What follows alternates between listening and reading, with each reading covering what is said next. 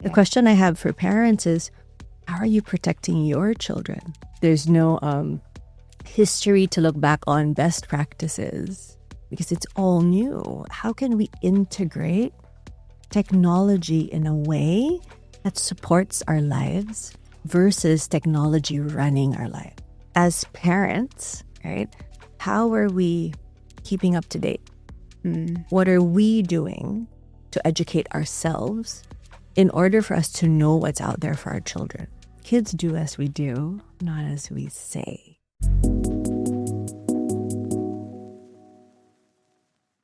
Is your phone more present in your child's early years than you are? It's a tough question, but in a world where screens constantly beckon, are we inadvertently raising a generation who crave our undivided attention, only to be met with the glow of a device? Welcome to The Upward Spiral, the podcast that explores how to create and maintain positive momentum in your life. I think, honestly, the question that I just asked, it really haunts me. And if you're a parent of young children, secretly wondering if your tech habits are stealing precious moments in connection, this episode is for you. And honestly, this episode's for me. So today I have the absolute pleasure of speaking with someone who deeply understands the intricacies of family well-being. She's a medical doctor with a fascinating perspective on the interplay between our physical, mental, and emotional states. She's also an executive and integrated health coach, certified parenting coach, and coach supervisor. She's the owner and director of the Authenticity Institute and leads the Coach Partnerships Parenting Coach Certification Program. Woo! This is incredible. Please can I welcome the incredibly insightful Dr. Katrina Gisbert Tay. Thank you so much for having me. Oh, thank you so much for coming on. I'm so excited to talk to you today about a topic that honestly I really do worry about all the time. And yet just I cannot believe all of the incredible, like listing off your achievements is just amazing. Oh, thank you so much. And really, really such a pleasure to be here with you today. I couldn't imagine a better way to spend a Tuesday afternoon. And when I told my kids I was going to be on your podcast, they were very excited. And I think one more thing I want to add to, my achievements, and I think my most proud moment is, as a wife and as a mom. I have 3 kids. My daughter is 21. My eldest is 21. Oh my God. Graduating from university. You do not look old enough to have a 21-year-old daughter. I started early. And I have 2 boys who are 17 and 15. Okay, today, really, really just want to talk about how to connect with my family. So, like yourself, I have 2 children, a almost 6-year-old boy and a 4-year-old daughter, and they're just my light and my life, and I love them so much. But I want to be better. I want to be a better parent to them. So I think probably my first question is, what's the most alarming behavior that you're maybe seeing from parents when it comes to them parenting their young children? So the kids are 4 and 6, right? And something I see with parents with kids in the early years is the technology babysitter. I think that's a big one. And before we dive into that, I just want to take a few steps back and take a look at what is the paradigm that we have right now? What is it like in terms of technology and our relationship to it? I know about you. So I grew up in the 80s. Yeah. And, at that time we had TV. We were lucky if we had a computer at home, but we didn't grow up with cell phones or iPads. And we had to knock on friends' doors to have a play date. We had to go outside, and we had all of that. But the world now, the modern world, is so, so different. Technology is everywhere. You can't escape it. And I know that a lot of parents also don't want their kids to grow up with too much technology. But also, on the other hand, aside from the things that, or the harm that can come about with technology, there's also good that can come with technology. It can also serve us. It can also make our lives easier. And, back to what you were saying, right? I think the harm that comes with parents of children in the early years is that it becomes the babysitter, the one who takes care of the kids. When the parents are tired, it's like, here, like, watch some YouTube, some kids' YouTube. Okay. And I think that is where the harm starts. When does it become too much? Yeah. What's the boundary? And really, if you take a look at the advice that, that's from professionals, health professionals, mental health professionals, at that age, the recommendation is that there is actually very little or no screen time for kids. But let's just get into the practicality of it. Yeah. Kids these days grew up in a world where there's Siri, where there's Alexa, and they can ask them to play their favorite song, tell them what's the weather, call up mom, call up grandma, right? So I think the question more is, how can we integrate this into our lives in such a way that it supports rather than harms us and our children?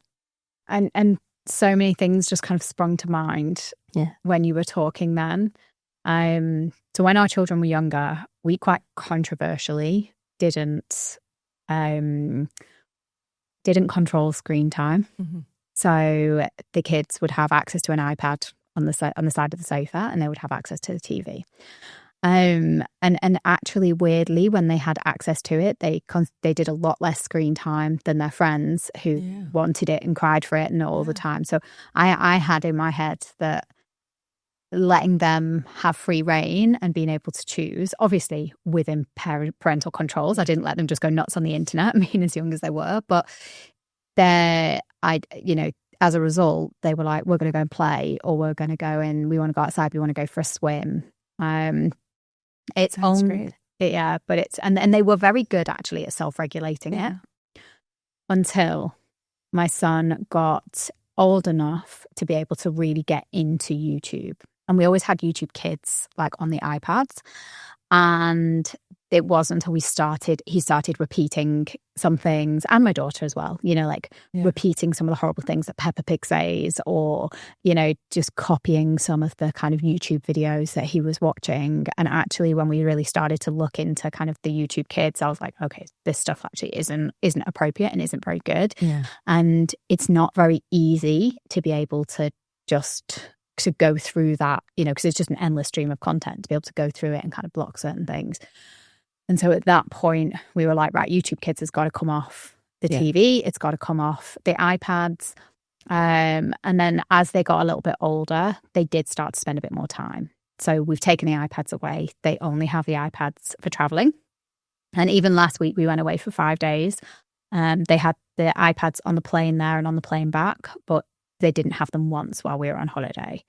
So, which was a real surprise to us. They were having a nice time, and they didn't even ask for it. Oh, great. So that was really good. I don't even know what the right answer is, as to how much to restrict, who restrict, what that looks like. And I'm sure every family is trying to figure that out. Is there like an official stance? Is there a recommendation? So the official stance is it's little to no screen time for kids in the early years. Now, like I said, and with the families that I coach, it's very difficult to actually do that nowadays. And so what I always go back to when I start my conversations with parents and, they're dealing with too much technology, too little, what are the boundaries, is I ask them, let's take like 10 steps back into what is your vision for your family? What are your values? What is it that's important for you as a parent that you create with your children versus zeroing in on the iPad or the TV or YouTube Kids? Because I think that's going to help them determine what's their North Star. And I think for every family, it's different, right? Depending on our background, our culture, and what they want to emphasize on. And I think when you start with that, then you're able to form for yourself what are the agreements as a family that you need to have in order to get and create that vision that you have for the family. Yeah. So I want to ask you that. My gosh, I don't think we've ever, It's a tough one. Yeah, it is. Like, I think we've worked on our own personal values, but I don't think we ever kind of come together and gone, okay, what is our family values? Like, there are values that I want to instill in my children, you know. Resilience is a big thing that I want to build in them, you know. I want them to have kind of that resilience that both me and my husband have, you know, being from England, living in Asia and having lived here for almost 11 years now. It's, you know, there's a little bit of grit there, you know, and I really want to kind of encourage that. We live in this beautiful bubble here in Singapore. Yeah. Sometimes it doesn't always feel like real life. Yeah. And so how can we build that resilience in them that when they maybe do step out of the comfort of Singapore, they're ready for it and they can handle it. Yeah. Another thing, and this is very linked to technology, is self-confidence. You know, making sure they're really clear on who they are as people and what they're willing to accept, and being very confident in who they are. Because I think when they're in an environment that we can't protect them, whether that's virtually or in the real world, they can stay true to that. You talk about that North Star, but it's like their own North Star. Totally. And I think that's also another thing that's quite scary with kids being online, which is the world is also very virtual and very real for them. So even their interactions online, the things that they learn, who are they speaking to? Yeah. If they're on those platforms, on the gaming platforms, how is that supporting them or not supporting them? Yeah. Because even if I've heard other parents say, right, oh, but it's virtual, it's not real. Yeah. It's very dismissive of what the children's, and maybe this is for older children, teenagers, right? But for them, it's completely real. The friends that they have on those games, on those certain groups, they're their world to them. And that can be good in a way. It can also be bad depending on the impact and the influence that they have on your kids. And so the question I have for parents is, how are you protecting your children in that virtual world? And it gets a bit dicey with older kids who, you know, they're at that stage where they're forming their identity and I can do this, mom. And, you know, you can't tell me what to do. And they just see it one way. Is how are you going to help them through that? And it's, gotta say, it's a world that's uncharted for many of us because it's not how we grew up. Yeah. There's no president. There's no history to look back on, best practices, because it's all new. And what's a little more scary, if I can add, is more information, more games, more online AI, right? Just all of this is just increasing in exponential terms. And how are we going to keep up as parents? And it's just so scary, isn't it? In so many ways. But I don't know if that kind of almost comes a little bit back to that kind of building resilience and that building that confidence. Is like, how can we parent, you know, and support and build these tiny humans, you know, in the best possible way? No, completely. I think one thing that may be a good reminder for people listening is, like I said, technology is such a big part already of our modern world, of the modern family. As parents, right, how are we keeping up to date? What are we doing to educate ourselves in order for us to know what's out there for our children? Yeah. How do we keep them safe? What are the platforms that, you know, they can use? And what are the things that we can support them with, whether it's an app, whether it's blocking certain sites, whether it's knowing how a game works, you know, and being a part of that world for our kids, I think is really important as well. There's only so far that can go. Oh, totally. Right? Like, and kids are cunning, honestly. Like my almost 6-year-old boy, he is so smart. And, you know, we took YouTube off the TV and he is into a browser. He's got YouTube up. He added it back onto the TV. We're like, okay, I don't even know how to do that. Yeah.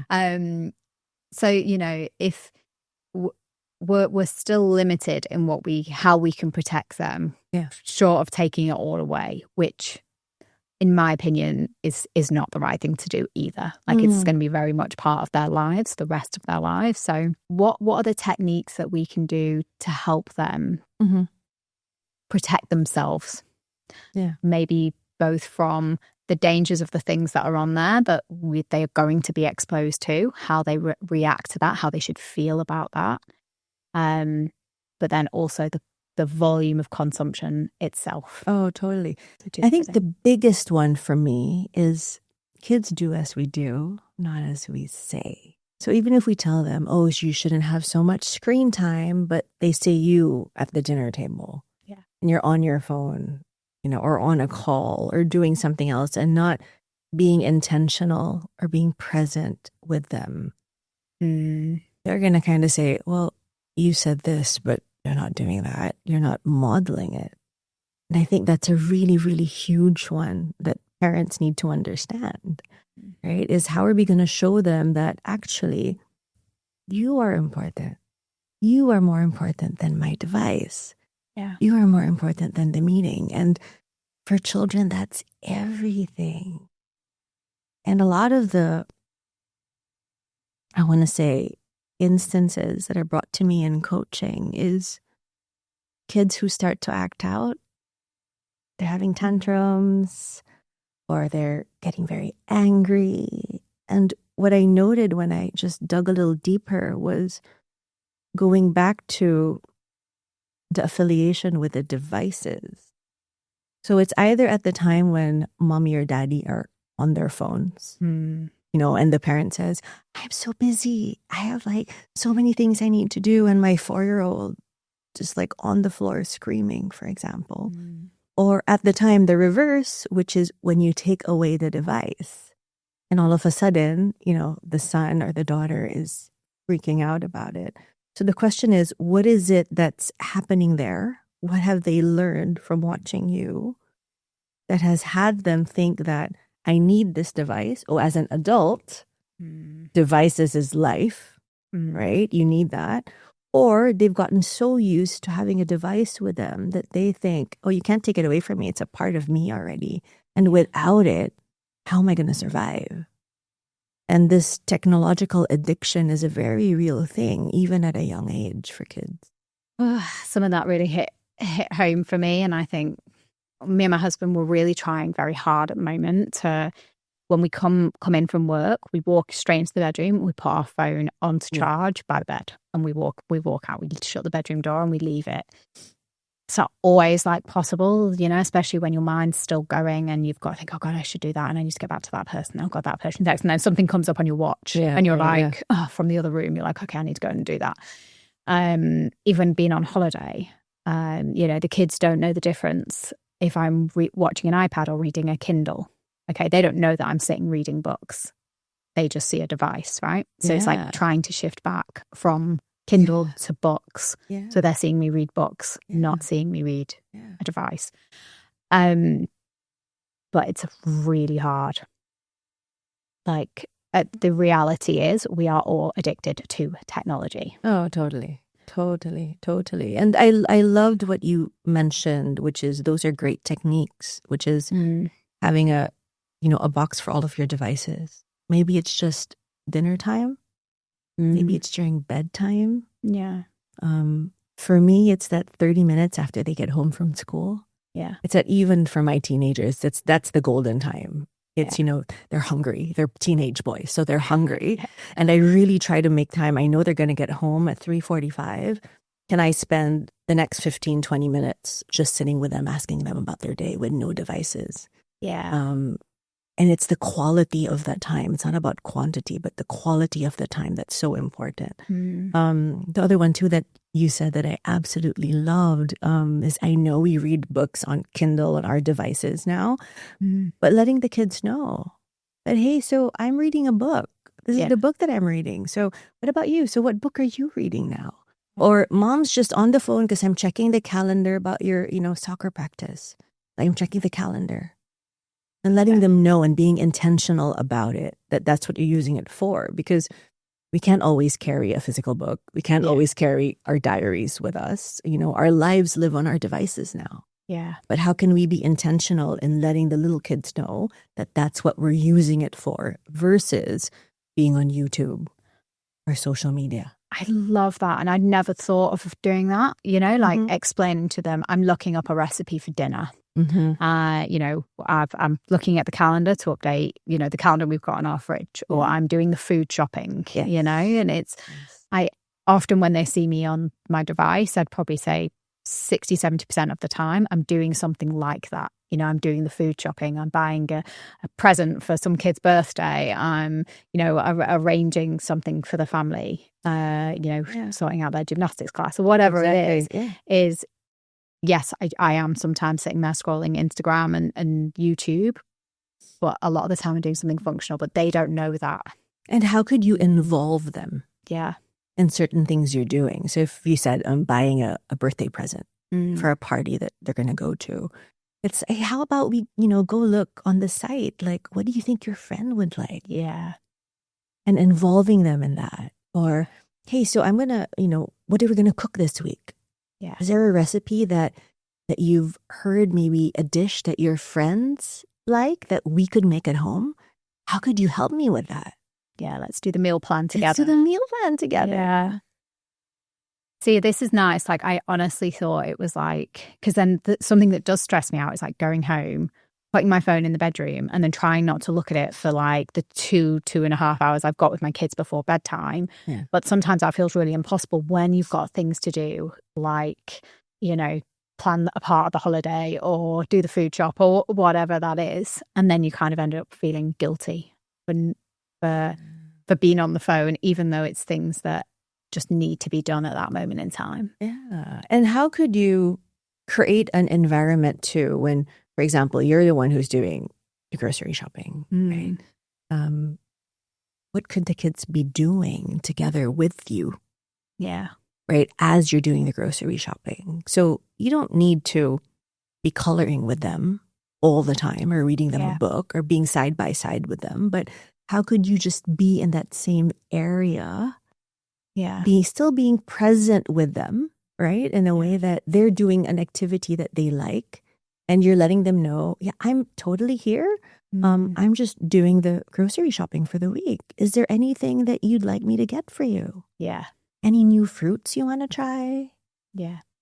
Maybe this, dairy-free yogurt, this looks amazing. Is that something we want to, check out this week? And then it kind of becomes an interaction. So I think for me, the key is how can we integrate technology in a way that supports our lives versus technology running our life.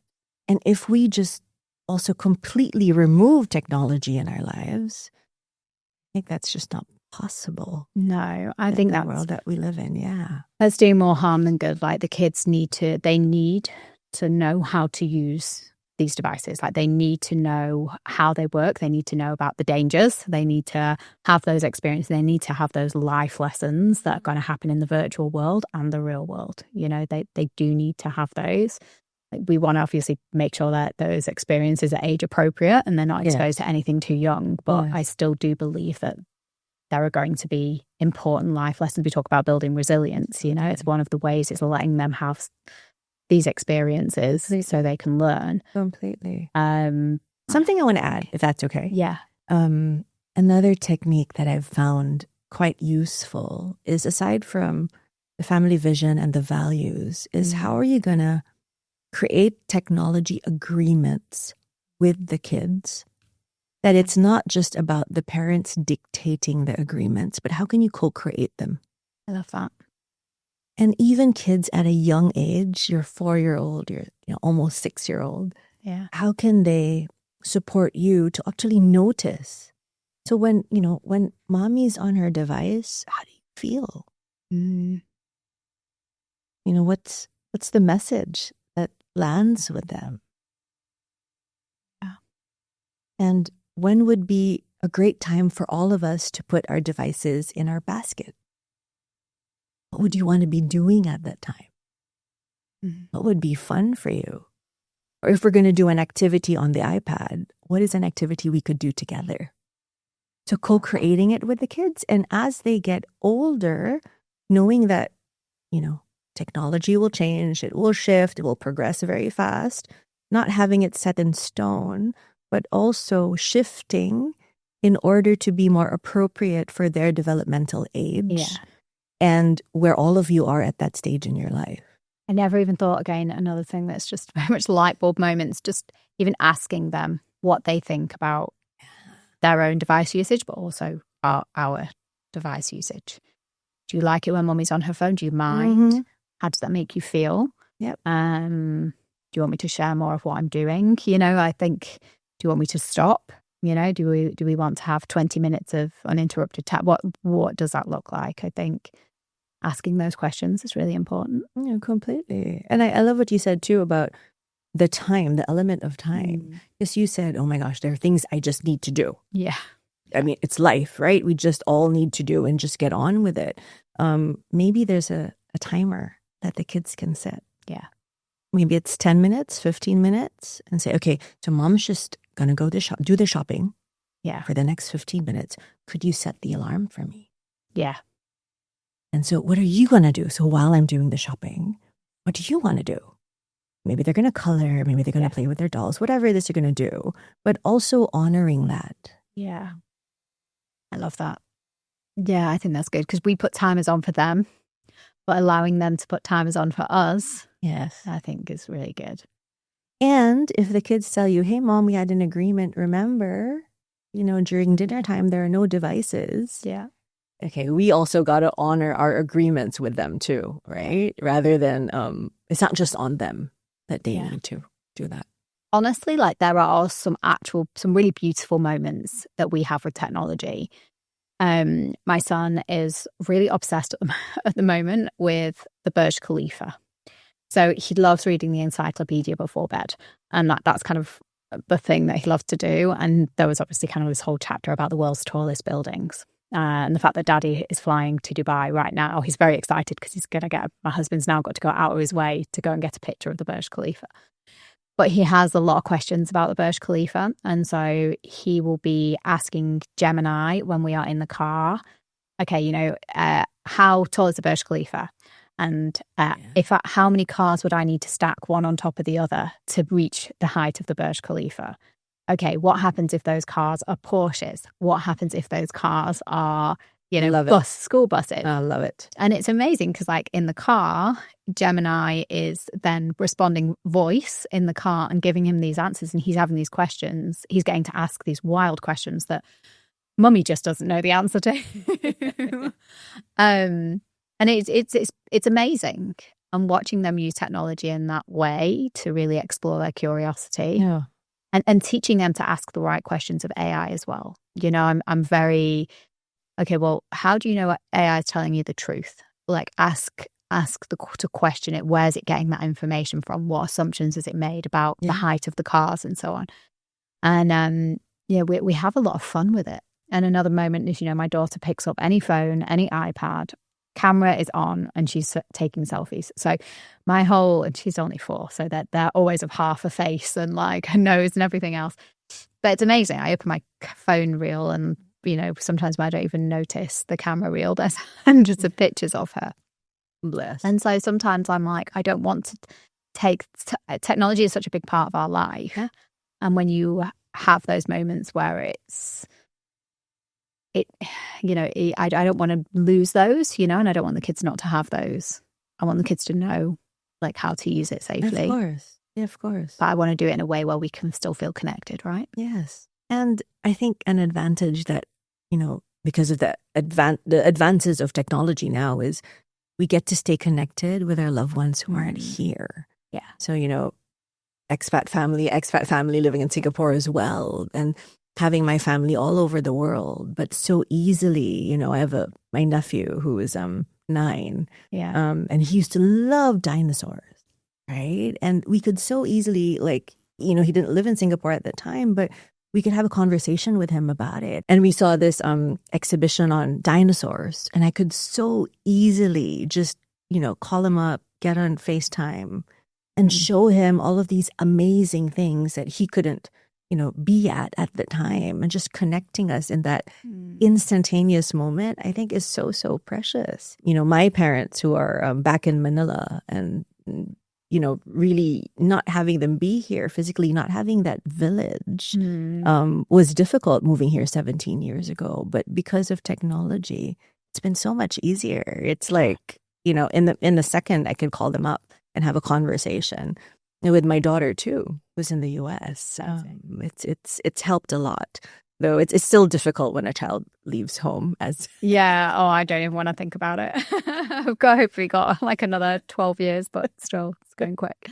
Yeah, completely. My parents are in the UK. My sister is in Auckland. So, we really are kind of all over. But it's amazing to see my kids when they see Nana and Pops. Yeah. It's like they know Nana and Pops. They have a relationship with Nana and Pops, even if they only see them once or twice a year. And it's incredible how there's no shyness. They know them, and that's because of the time they spend online together, right? Yeah, no, totally. I want to come back to you talk about the family vision and the family values.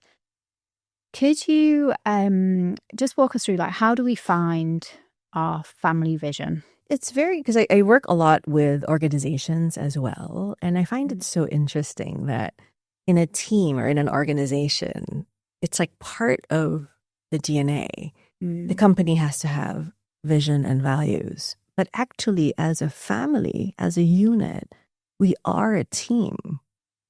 So what is it, the questions I would ask is, what is it that you want to create in terms of your experience with your family that is important? Yeah. If you look 5-10 years down the road, what's the quality of your relationship with your kids, with your husband? What is important in terms of our values that we're going to stand for? And once we have that, and for me, a big one is, like you said, resilience is a big one. Authenticity. Yeah.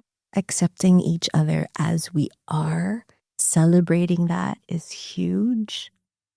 And the big one too is this big sense of belonging.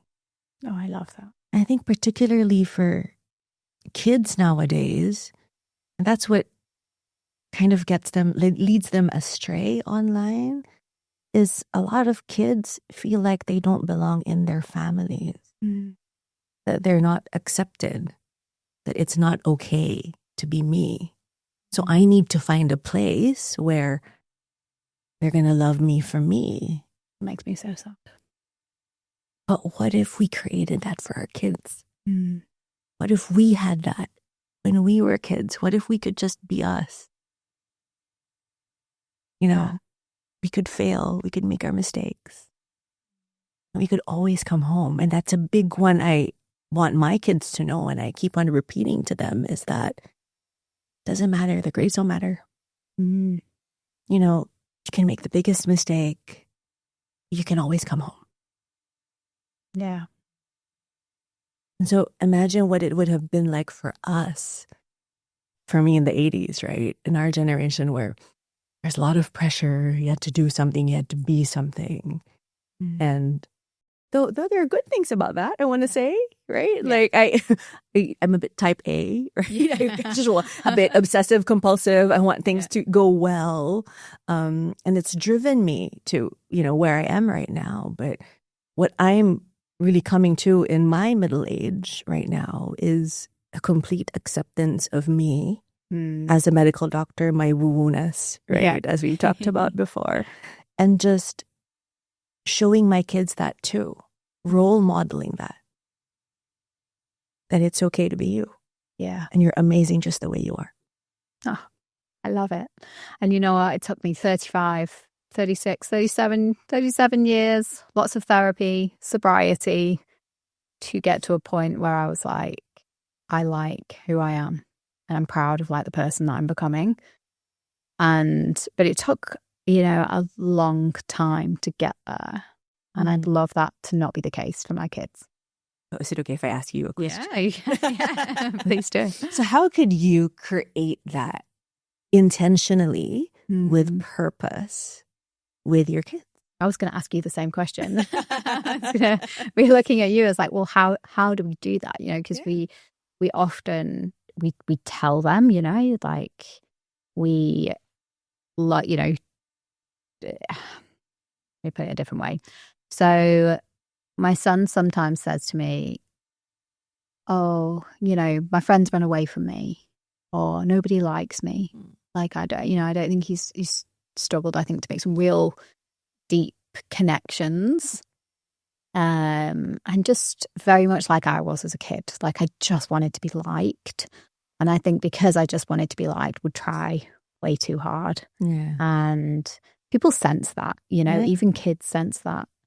And so often, in those moments, I'm like, you just have to be yourself, because you're an incredible, bright, creative, wonderful little boy. And, we all love you for you. You just, I don't know if those words go in though, They do. Yeah. I call it filling their bucket every day. And even as teenagers, more so, where it feels like they don't listen to what we're saying. And I've said it so many times. But I think slowly, one kind word, one loving word at a time, it really lands with them, and they take that with them. And it helps build their resilience. Yeah. It's knowing that, you know what, no matter what, I am loved. I am perfect just the way I am, perfectly imperfect. Yeah. And it's also us showing, and I love what you said, which was 37 years of working towards your own self-acceptance. And the kids seeing you do that work, that's the secret sauce. Yeah. It's not about perfection, but it's about putting in the time and the work and having them see that actually sometimes we fail, babe. Yeah. Sometimes we stumble. You know what? It's okay. Yeah. We're just going to get back up. And so one of the things I've done with my kids, we play a game during dinner. And we call it the good, the bad, and the funny. So this started when my daughter was about 12. So it's about a decade ago. And, she was starting to get into her teens. And, it was the one-word answers. Okay. Yeah. So how was your day? Good.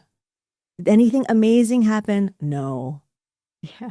So, and I said, okay, well, this has to shift. How can we engage the kids in such a way that we have this open conversation? And that's one of the keys to resilience and closeness and belonging, right? So over dinner, we'd play this game.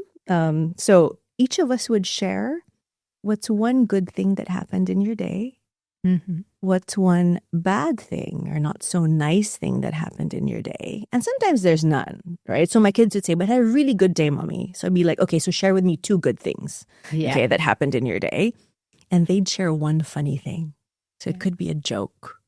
It could be something they saw or something they just, wanted to share. But it kind of gives a structure to our dinner time conversations. And it got a bit awkward at first because my kids are like, oh, what is this? This is so strange. Like, why are we doing, having a format for our dinner time conversations? And of course, my husband and I had to model that and start it off. Yeah. But when we started modeling it, the realization I had was kids actually really want to hear about you. Yeah. They want to know about your day. So, of course, we don't share with them based on the appropriateness of the sharing of their age, developmental age. Yeah. But you don't need to share with them everything that happened in your corporate life, but just little snippets that would be useful for them. So one of the things I share with my kids is, so I'm terrible at parallel parking. Okay, this is like the end of my existence. Okay, and there was even a time that the only parking slot was parallel parking right in front of the shop house. And I told my friend, we're not going to eat there now. Like, I'm going to pick you up and we're just going to go somewhere else. But I stood my ground and I said, you know what? I'm going to cause a ruckus. There's going to be traffic. It's going to take me forever, but we're going to do this. And I mean, it was only 10 minutes, but it felt like the worst 10 minutes of my life because people were honking at me and they were upset that I was taking so freaking long. But I shared that with the kids, my anxiety, how I dealt with it, and just the relief I had after doing the hard thing. And I think those are the things that we can share with our kids. Yeah, I love that. Not just that everything is fine and happy and joyful, but we too struggle. Yeah, I love that. We play the thankful game, which is, and we often play it in the car, but it's okay. You know, we'll go round. Everyone has to say things that they're thankful for. Yeah. And we just keep going until people can't go anymore. And it is very cute. You know, they're like, oh, thankful for my toy rabbit. And I'm thankful for this TV show. But it is just a really nice way of getting them to think about all the good things in their life. Oh, and totally. Think about gratitude. But I love that. The good, the bad, the funny. Yeah. And my kids, it's been 10 years since we started that game. And we still play it on occasion with the kids. And what I noticed is that the three of them will have a conversation like animatedly, and they love each other's company. And sometimes my husband and I can't get a word in edgewise. And it's just so amazing to see that kind of interaction with the kids. And that's the belonging. Yeah. That's the communication. That's the openness that in our vision we really wanted to create with them. I love that. And yeah, that's something I'm so proud of. Like my kids, they just adore each other and they're very, very close and share things and talk to each other. And you know, my son's teaching her things and I love that. And it's seeing those moments and seeing them together and watching them engage is like, okay, you know, I know they've got each other. And that's, again, yeah, you're right, that belonging. So if me and my husband wanted to take a little bit of time and think about our family values and our vision, are there any exercises that we can do to get there? So there's a lot online that, you know, any questions that, you know, you can even ask ChatGPT to talk about technology supporting you, right? So just asking ChatGPT, for example, like, support me to create my family vision? What are great questions to ask me so that I can create that? Align that with my family values. So ChatGPT is going to come up with prompts and questions for you. You can even ask it to create a worksheet. Yeah. I mean, and this is all free and online, and you can do this. So we did this with my family, again, many years ago and I weirdly found it yesterday. Oh, really? So I was kind of decluttering yesterday and I found it with my 3-year-old scribble. We all had to sign our family vision and I took one off the internet. I found one that really spoke, and I asked the kids, you know, does this land with you? You know, do you think this is something that we could do as a family? Very simple. We love each other. Yeah. We're being kind. We're going to create moments together, you know, of togetherness, of belongingness. And they're like, yeah, they were quite young at that time, so it had to be quite simple. Yeah. But we still have it. We hung it on our refrigerator. So cute. And it's just a reminder to all of us that, hey, this is what we're working toward. This is what we want to create together. Oh, I love that. I'm like, okay, that's our job for the weekend. And, you know, the whole title of this podcast was, you know, how do I connect with my family? And, you know, I had so many questions in here that were all around kind of, you know, how to recognize the digital disconnect in early childhood and all of these things. And the conversation has been beautiful because it's actually been so much deeper than just kind of about the tech use. I think I would really like to come back though to maybe some of the behavioral changes specifically that we see in like young children that might be linked to parents being frequently distracted by technology. You know, I want people to understand, and I want to understand myself, like maybe what are the warning signs that I'm not noticing because I'm personally distracted. So for me, this, just to summarize, I see an increased clinginess or increased tantrums with children. Also just wanting to be with devices all the time, right? So they're not able to handle boredom. So there's a need that, to be stimulated, and somebody is either playing with them or there's a device that's their babysitter, as I mentioned. And I think those are the early warning signs that, as parents of young children, we really need to watch out for and notice. And when's the timing of the clinginess or the tantrums? When does it happen? And is it related to their use of devices or the parent's use of devices? So there are some parents who, like you said, you come home, you're on your device, you're doing some work, and then you notice, oh my God, they're having a tantrum. They're just wanting attention. Yeah. So what is it that for you as a parent, how are you going to help your child, one, emotionally regulate as well? Mm-hmm. Because if we're not grounded in our bodies, in our emotions, it's very hard for them as well to do that. Yeah. It's so hard because often they will come home from school, they've had a long day, they've spent an hour on a school bus, and the school bus itself is a very dysregulating place, and they're tired, they're hungry. Something bad might have happened at school. Someone might have got picked on the bus. Someone might have said something on the bus that's upset them. They come home. They're already on edge. Yeah.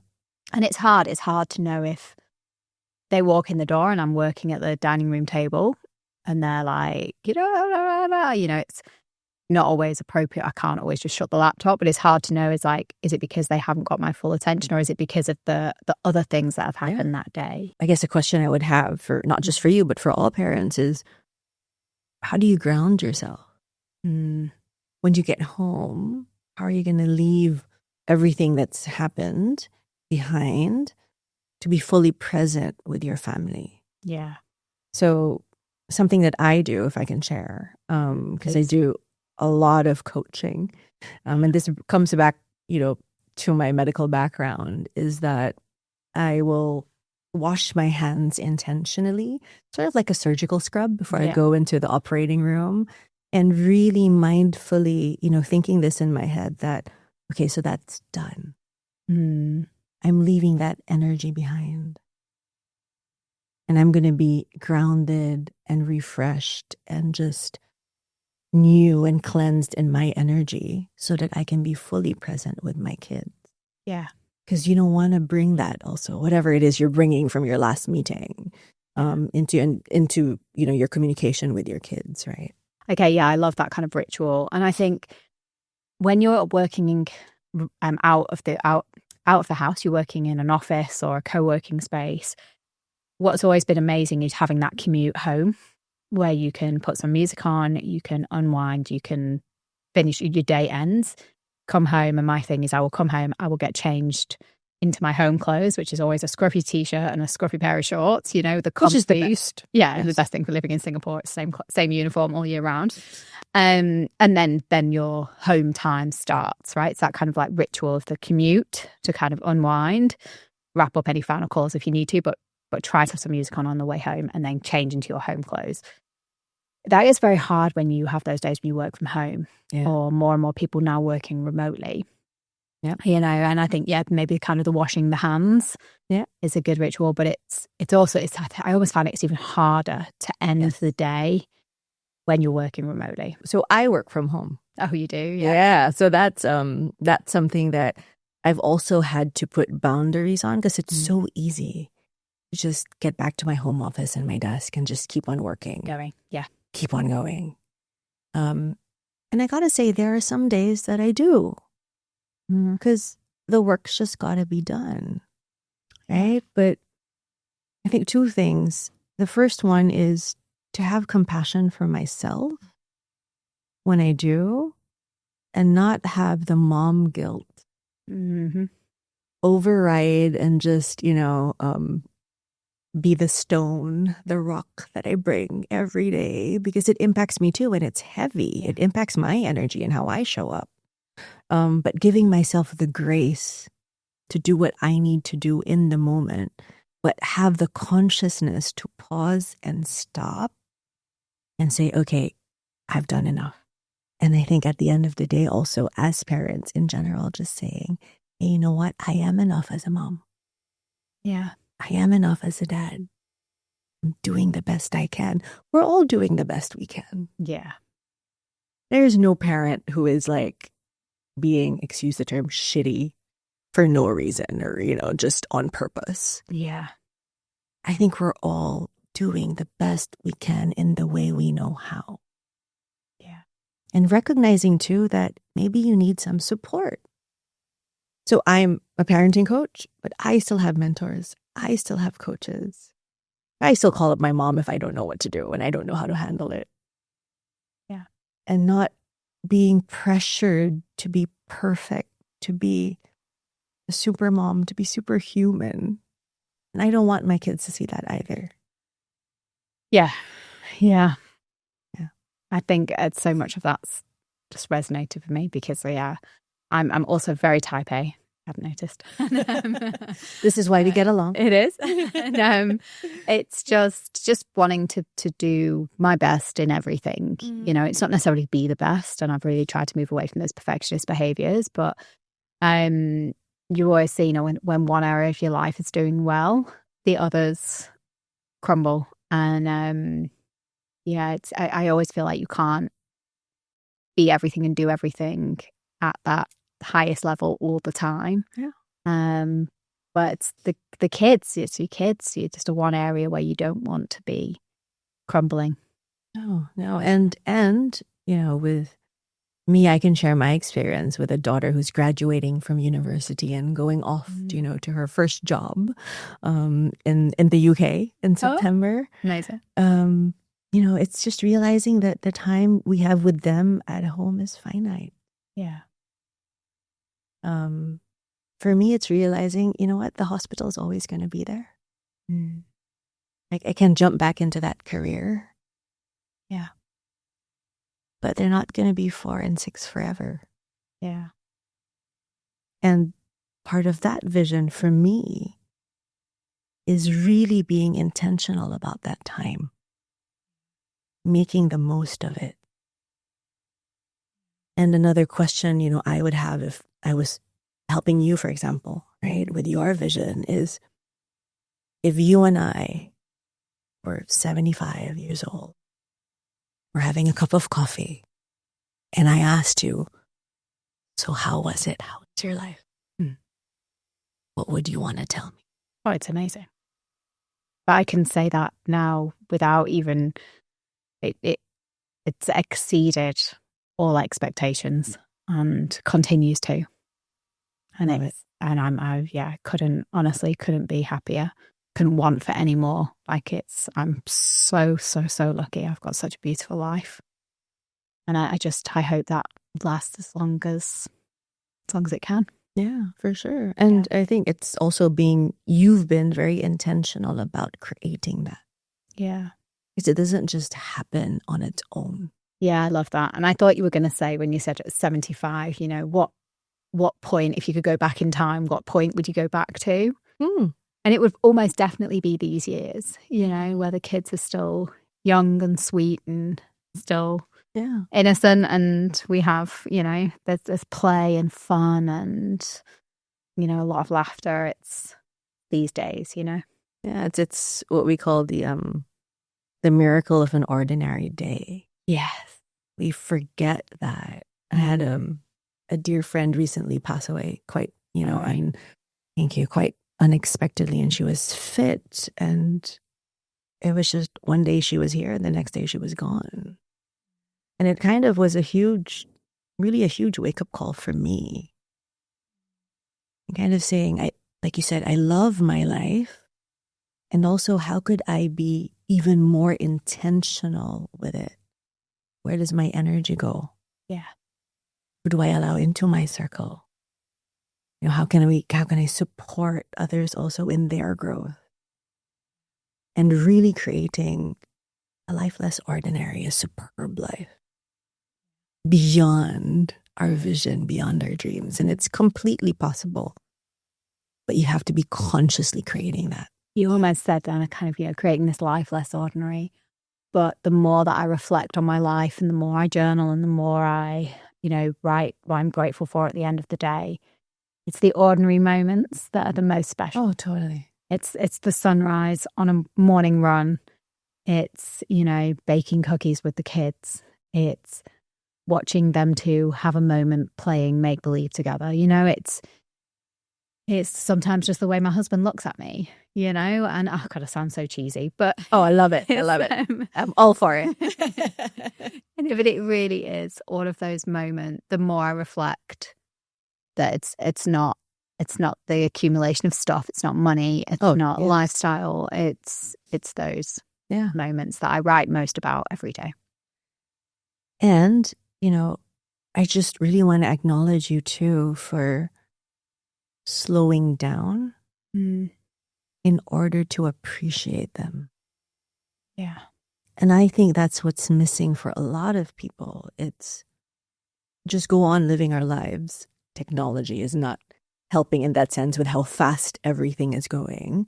But it's our willingness, our consciousness, our choice to actually slow down and be in the moment. Whether it's on an iPad, reading a story to your kids, right? Whether it's watching, a show, their favorite show, Peppa Pig or whatever it is, but being really present and intentional every day. And I think that's the word of the podcast for this episode today is intentional. Mm-hmm. That's one thing that is going to stick with me, I think, as well as wanting to work on my family vision and our values. And I think communicating more about the technology, having more conversations, removing it more, being more present, more intentional. But, when we do use it, being quite transparent with the kids. Yeah. As well. Having it just be a part of your life, integrating it. Yeah. Having it not be the enemy, because it doesn't have to be the enemy and the point of contention and arguments with the kids. Yeah. But a part of your life that supports you in creating that vision. Kat, honestly, I feel like I could talk to you forever, and we've probably only scratched the surface. I was like, maybe we need to do a part 2 at some point. But really, thank you so much for coming on, talking to me today, and thank you so much for just such incredible advice. This is one of these episodes I'm going to listen back to and take notes and start putting some things in action. Thank you so much for having me and letting me share my experience. With my kids, and hoping it's going to help other families to be more intentional every day. Yeah, I'm so grateful.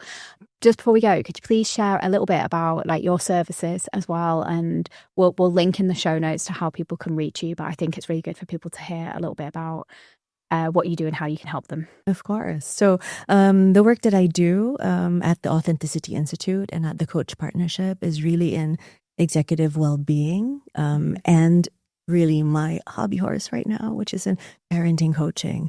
So supporting parents, to really be intentional, conscious, to take a look at themselves and how they're showing up as parents in order for them to create that vision and really inculcate the values that they want to have in their families. I love working with people. I love helping them to reach their potential and bring more clarity, consciousness, and choice into the everyday. I love it. Beautiful. And we'll link below. So to everyone still listening and watching, we'll link below to all of Kat's profiles and sites and everything. So please do connect. And if you've got any comments or questions, just please ask them below, and we'll both answer them. But I'll get Kat to answer them. Let's see you next. And Ruth, to everyone, thank you very much for listening. If you like this episode, please share it, and we'll see you soon. Bye.